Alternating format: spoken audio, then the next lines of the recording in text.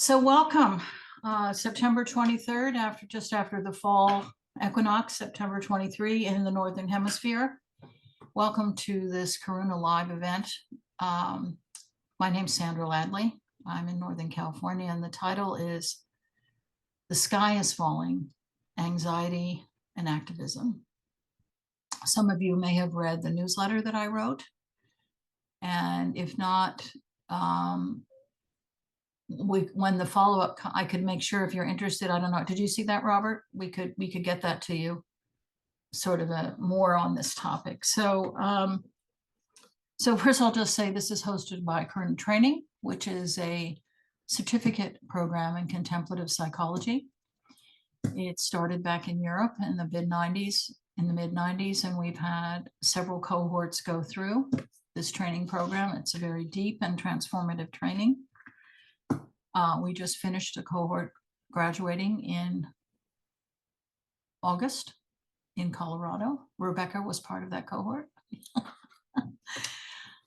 And we're forming another cohort to start next year. And we do other kinds of things, and these sort of live tasters and other online courses, all kinds of things. So if you somehow ended up coming today, you're now on the mailing list. And of course, you can unsubscribe at any time if this is not for you. Everybody, why don't we start with a little embodiment, if you don't mind. Robert, you're in the library, maybe you don't feel like standing up, but I'm going to invite those who may feel like standing up to just stand up for a moment and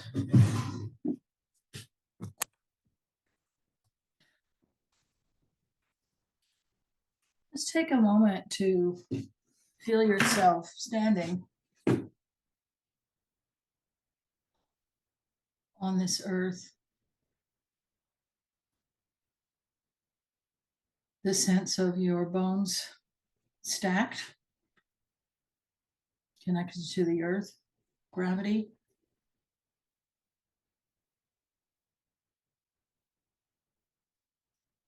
Breathing.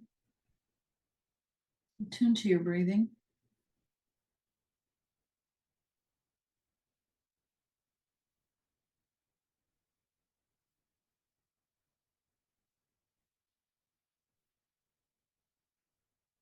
Maybe just do a little wiggle, a little stretch, whatever for you needs a little attention. Wherever you just kind of go organically. I notice my arms and my shoulders and my chest are wanting to expand a little.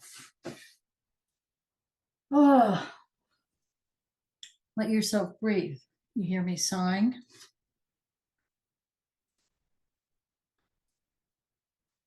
Give myself a little shake. Just let yourself feel into your body. You're in your body. Despite being on Zoom, we're also in our bodies.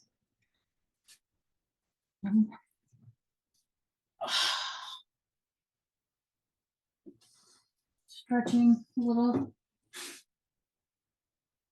And now I just invite you to have my arms extended, to just sort of feel out into space, like your arms and your pores and everything that we're extending and opening to our environment. And I'm just going to do a slight, like I'm seeing with every pore, feeling with every pore, turning. Open.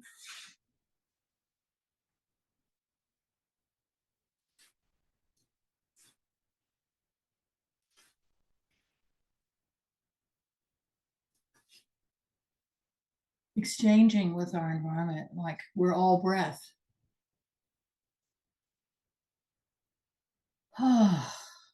In and out. You just give yourself a little rub down. We'll come in and just sit and do maybe just a couple of minutes of meditation. I'll ring my gong and we'll just meditate and settle for maybe 3 minutes here. So looking away from the screen, don't look at the screen. Again, just let yourself feel into your body, sitting however you're sitting. feet. Feel your feet on the floor, your butt on the chair, your hands and arms. Just let them let go and rest.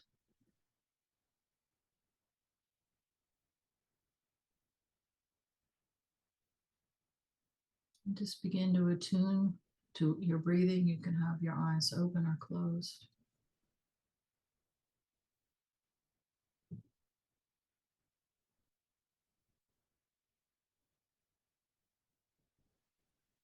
You notice yourself. It's common for our minds to be going all over the place. That's what we do. No problem. When you notice your mind moving away from the sense of bringing our attention to our embodiment in this present moment, tuning, just simply come back. And the breath helps us to come back, and bringing attention to our breath also has a naturally relaxing effect on our nervous system.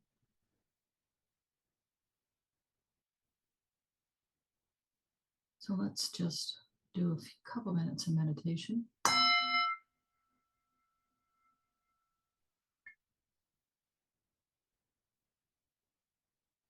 It's an opportunity to just embrace however you are now, whatever is happening now, not trying to change it, get anywhere. Everything's included. Aware of the space above us, below us, around us, inside us that can hold everything.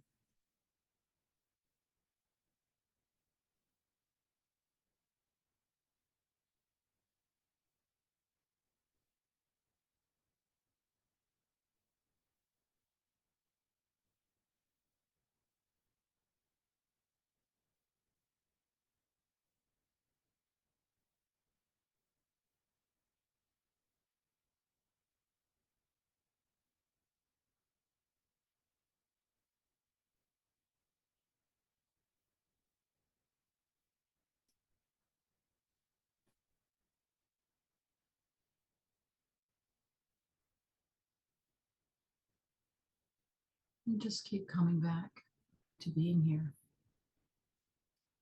We have so much that's jerking us away in our lives now. We forget that we know how to come back. And the power of coming back and being synchronized in the present moment.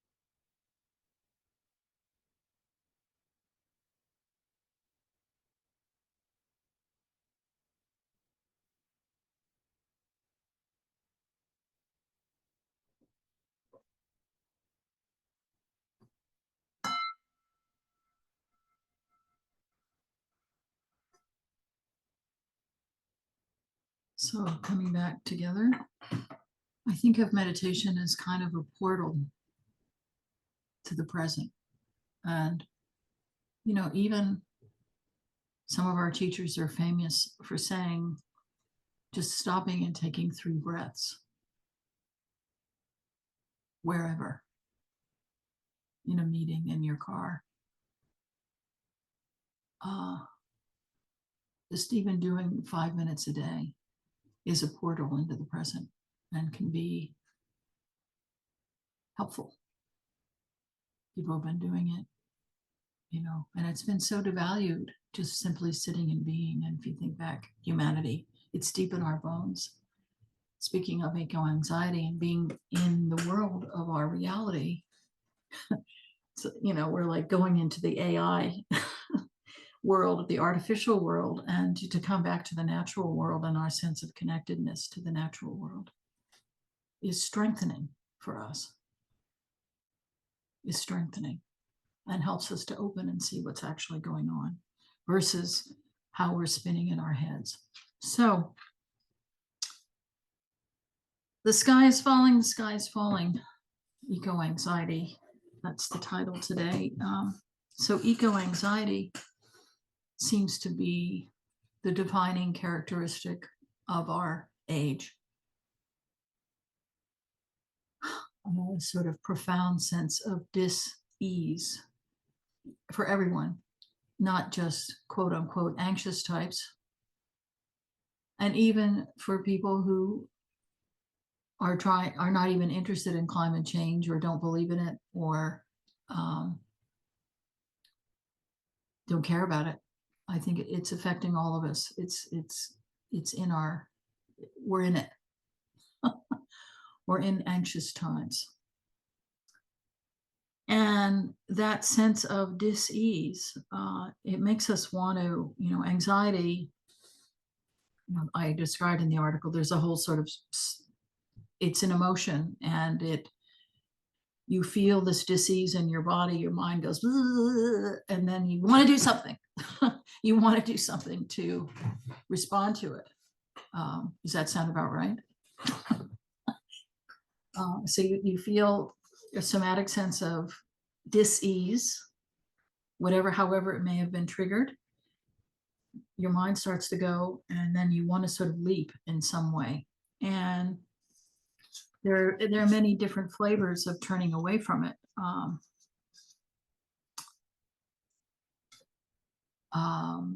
Doing whatever we can to go numb, to not feel it.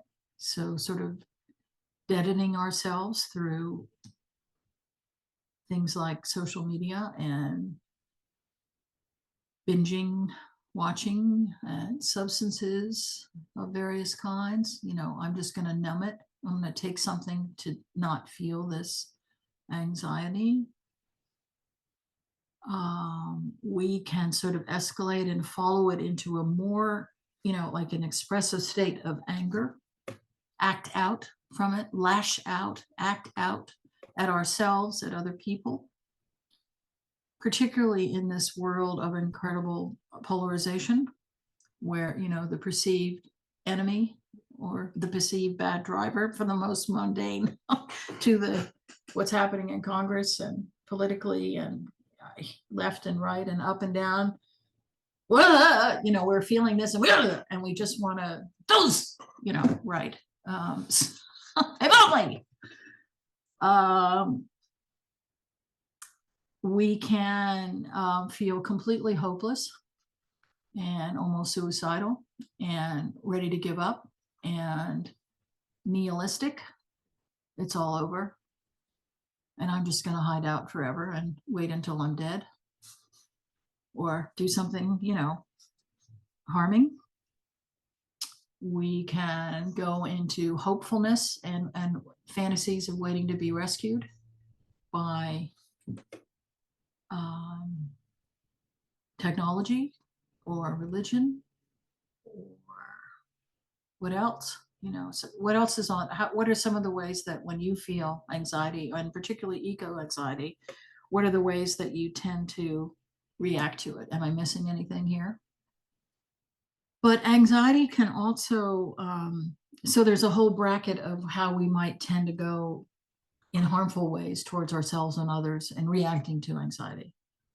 But on the other hand, it actually can, and this is something in Karuna training, we're always looking at the combined, at the same time, confusion and wisdom of our emotions. Anxiety also is you're perceiving something's off. You're triggered by something, you're smelling something, and you go, something doesn't smell right. And there's a wanting to take action. So anxiety can also be a catalyst for positive action if you modulate it so that you're not running around like a nincompoop. So you can harness anxiety if you can stay embodied as a force for, this is making me uncomfortable. I really feel like I need to do something. How are we going to do something about this? And this is so much about us being arm in arm together, tackling climate change on every level. We can't not feel anxious about it. So, you know, it's like I sense this, for example, we've had another big smoky, we didn't have any smoke stuff going on in the Bay Area last year. We were off duty last year, but we just have had a big smoke thing right now, really hot, bad smoke. I had put away my air purifiers and I got them out again, and, you know, closing the windows, and I have a new roommate and sort of orienting her about, okay, we're going into lockdown. Don't go outside. She rides her bike everywhere. Don't do that. Don't ride your bike if you don't have to, blah, blah, blah. So it's right in front of me. It's right, you know, I can't ignore it. It makes me anxious and I feel trapped, but it's the truth. So I'm in my 60s, you know, and this is a phase of life where I am trying to make meaning of my life, drawing in the people, my family, you know, my ancestors, you know, what am I bringing from my family? Who am I? What has been filtered through me? What have I culled or accepted or rejected? And what am I carrying forward? And how am I moving towards the future? What am I offering towards the future? You know, the future is now. And you hear often people talk about making trade-offs, particularly around climate change. We're making choices, we're sacrificing the future for the present, right? Instead of making hard choices. So I want to tell you about a series. Thank you, Jenna, for sharing a resource. Thank you, Michael Moore. He turned me on to this series that's free on Apple until 10 a.m. Eastern in conjunction with Climate Week. It's called Extrapolations. It's a drama series, but it has a first-rate cast. It's 8 episodes. It's an anthology series. And of a diverse cast, and it starts in 2037. And it's quite something. And I can't remember, Robert Z. Burns is the name of the writer and the director of some of the episodes. And I heard an interview with him, and he said he wanted to join fiction with true science, not just science fiction, true science. So it's forecasting what the episodes take place and how it might be in 2037 and 2046, etc., at different places on Earth, dramatic situations. And the 3rd episode, you know, Daveed Diggs, who is in Hamilton. I like him. He plays a Jewish rabbi, obviously if he's a rabbi, in Miami. And at one point he says, actually it might have been his father quoting back to him. He said, I remember, or maybe it was his mother, played by Leslie Uggams. His father's Peter Riegert, mixed race. One of them quotes back to him that I remember you saying that your mission was, my mission is, and maybe this is an old saying, but I never heard it before, is to comfort the afflicted and to afflict the comfortable. And I feel like, so for me right now, that is where we are with working with eco-anxiety and climate change. How can we comfort the afflicted, which include ourselves, and how can we wake up and ourselves and others who are a little too comfortable? How do we both cope and how do we help? I find that a very powerful, how to comfort the afflicted and how to afflict the comfortable. In my article, I touched on a few things that are sort of, you know, when I was writing it, I sort of went in a lot of different sources and listed some sort of greatest hits of things that can be helpful. So I'll just tick through those right now, and then I'll ask you what you think I'm missing, and then I thought we could do a contemplation. So I'm just going to tick through these and let these roll. So some things that might be helpful about how to stay with this of feeling anxiety, noticing our harmful tendencies with anxiety, and at the same time that anxiety can be a force for waking up and for action and for having an open heart and being compassionate towards ourselves and others. How can we do both? Okay. So first is it's through embodiment in the present moment and connecting with nature, listening in, grounding in, being present with ourselves and our body, like attuning to right now.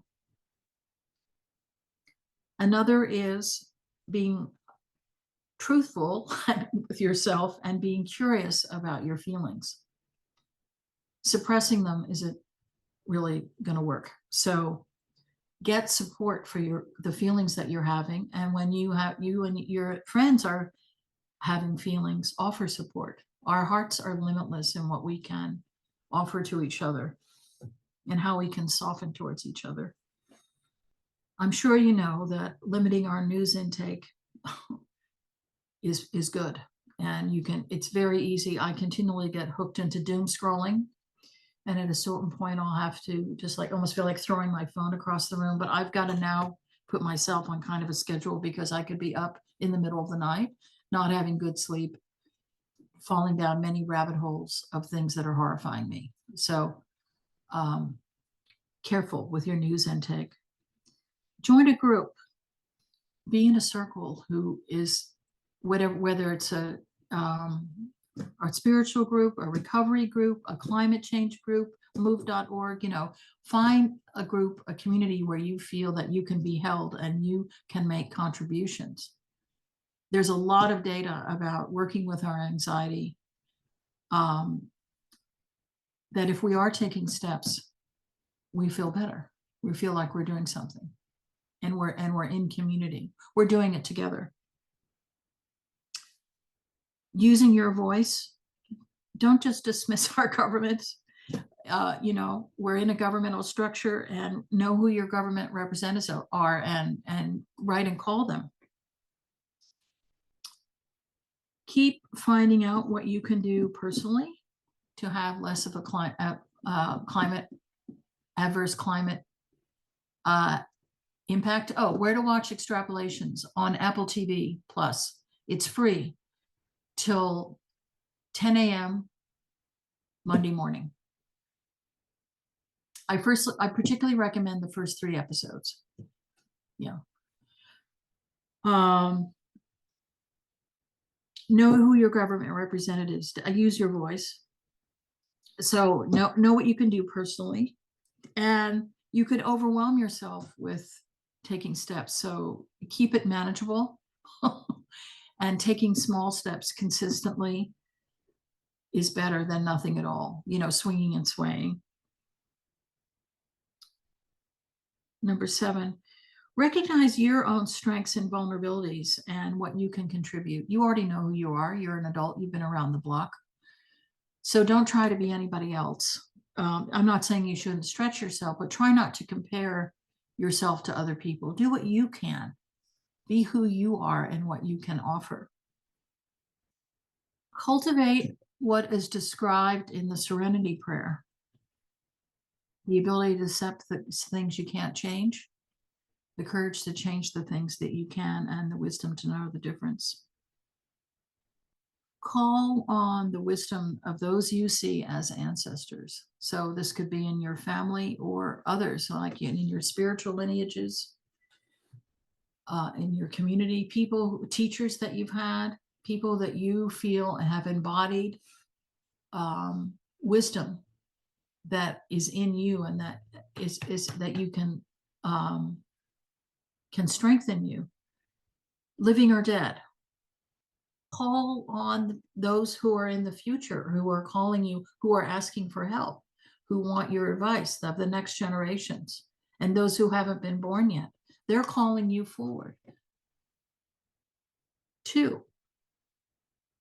And finally, just keep resourcing yourself in the best ways you know how, as far as self-care, eating and moving and friends, being in community, knowing your own ups and downs. I'm a very kind of episodic, sort of bingey type person, and that's just kind of the way I work. And I'm kind with myself about that. I do certain things intensively, and then I have to completely go offline. And then I do them again, and then I go offline. That's just kind of the way I roll.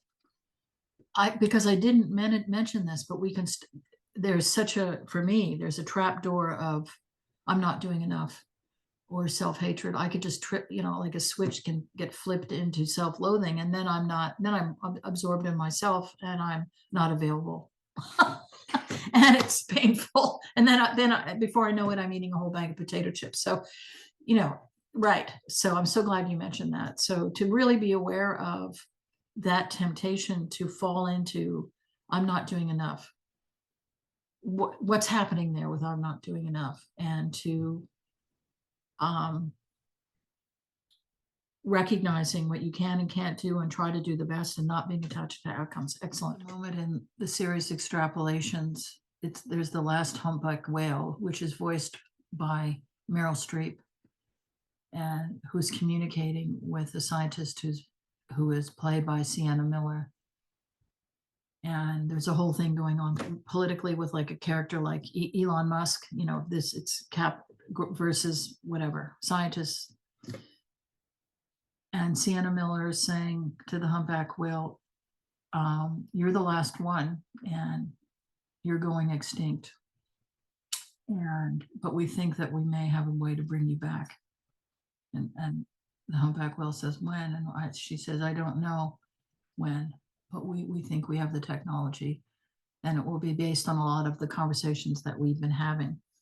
The AI is such that they're able to communicate, the humpback whale and the scientist. And so the humpback whale, when will they be coming back? And she said, I don't know, but they will. And she said, and then Sienna Miller says to the whale, tell them that you'll be coming back, like communicating with the descendants that may be coming back in the future. And this is to your point, Rebecca. The humpback whale, voiced by Meryl Streep, says, I already have. She's already communicated to the future generations that may or may not exist. She's already put that signal out there. So bigger than us, yes. How about a little contemplation, just to check in and see where we are right now, and then we'll do another kind of closing chat to sort of drop in a little. Does that sound good? Yeah. So put away your notebooks, whatever. You can close your eyes, whatever, just relax yourself. So yeah, just let yourself sort of drop in. And what are you noticing in your body? What sensations are you having, and what's coming up for you now emotionally?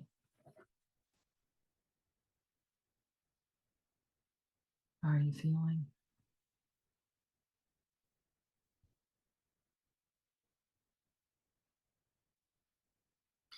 How do you tend to discharge your eco anxiety in harmful ways, or negatively, we might say? How do you tend to respond to that dis-ease in ways that might be not so helpful?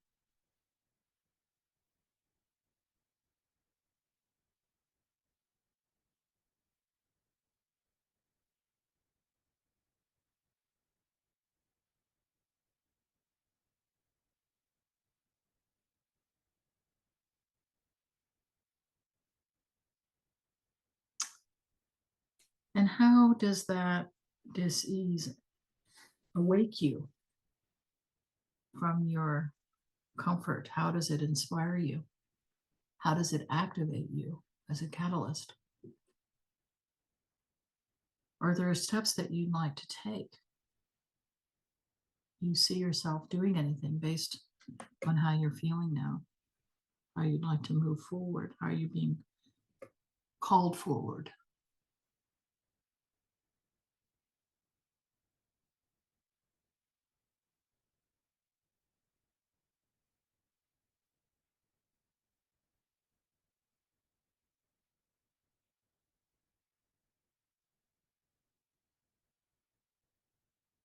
And then finally, what will be a support for you, both in care around how you tend to go astray a bit, how you can hold that. We all do all the time, on and off the horse. How can you hold yourself? What will be, what, who, how will you be a support for you with that? Those things, those tendencies.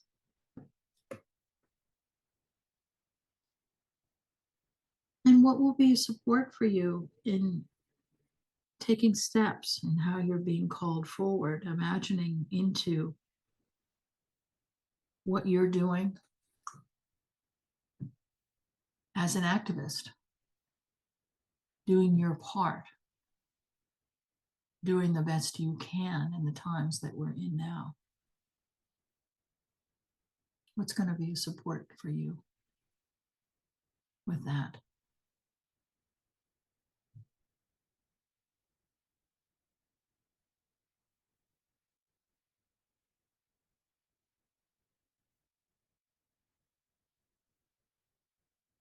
And is there anything else that's coming up right now?